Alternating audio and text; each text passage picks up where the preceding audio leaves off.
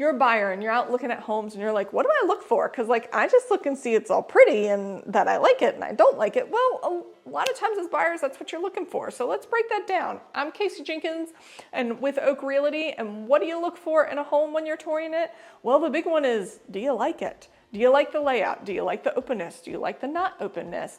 Do you like, where the walls are and what's going on? Like, do you like the piece of land it's on and the neighborhood it's in? Do you like it? That is the biggest thing to look for, because if you don't like it, then there's no point in looking any deeper. I've literally had clients pull up to the house. We've driven through the neighborhood to get there and they're like, Casey, this isn't the neighborhood for us. And we get right back in the car and we go to the next house because that wasn't the house. So why would we go in and look at it? Another thing you want to look for, and this is where I'm going to help you look, is do we see cracks where cracks shouldn't be? Do we see cracks going directions cracks shouldn't be going? Do we see older windows? Do we see seals that have failed around windows? Do we see seals around the doors that you can't see in or out of? All the nitty gritty little things. Big one for me is, do you see a hydrostatic crack in your basement?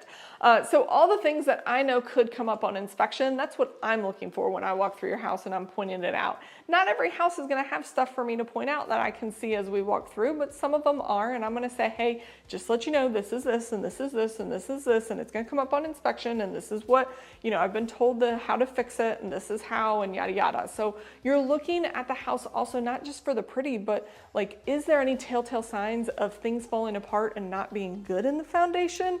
Or is there just, hey, this house is this old and so drywall cracks are happening because drywall tape is too old and now it's giving way.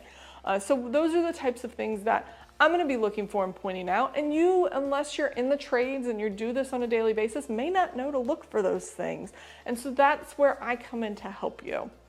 Another thing to look for is, do you like the fits and finishes, or do you have the cash to be able to fix the fits and finishes the way you want? Or are you okay with living in these fits and finishes and fixing them over time? Because if you love the bones and you love the layout and you love all of that, but maybe the wall is purple and you want it white, that's fixable. But those are things you also want to look at, because you want to go, okay, hey, do I have the cash to go buy the paint that I need to fix this wall up? Or if you don't like the kitchen countertops, do I have the cash to go ahead and buy that countertop? Or am I okay with living with this countertop for a while and doing it later? I can tell you at my personal house, my countertop right now is that lovely Formica stuff. It looks horrible. It's like this brown tan thing, but we moved in going, hey, I can live with this for a while. Like, I can work on this. This does its job.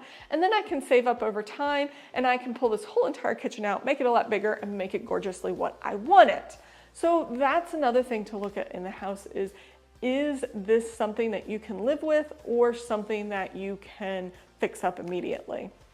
The last big thing to look at in a house, and most people don't think about it, is, hey, how is this house going to sell in a couple years when I'm ready to sell? Whether that be 2 years, 3 years, 5 years, 10 years, whatever it be, at some point you're going to sell this house, and is this house going to be sellable? Looking at homes that are 2-bed, 1-bath, they're a lot harder to sell than homes, say 3 or more bedrooms with 2 or more bathrooms. They're easier to sell. So looking at the house from a resale point, going, hey, can I sell this house easy? And if I can't, am I okay with the fact that it might take a little longer, or I might not make as much money because the house is just smaller when I go to sell this? Or is my mind going, hey, I'm going to rent this and then I'm going to sell it? Like, what is your long-term plan? That doesn't mean it actually has to come to fruition, because whose plan actually happens exactly as they planned it 10 years earlier? But at least you have that in mind as you're walking through the house. So those are the 3 big things I would say look at when you're looking at houses that would help you as a buyer decide, is this the house for me or not? So don't be afraid to take 2 footsteps into the house and go, this isn't the house for me. Can we go to the next one? That's fine. We'll walk right back out. We'll shut that door, put the keys in the lockbox, and we'll head to the next one.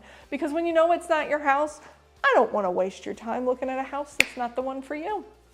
So if you've got more questions, you want to know more about how I show houses and all the nitty-gritty things I point out, give me a call, shoot me a text, send me a DM, and don't forget to like and subscribe.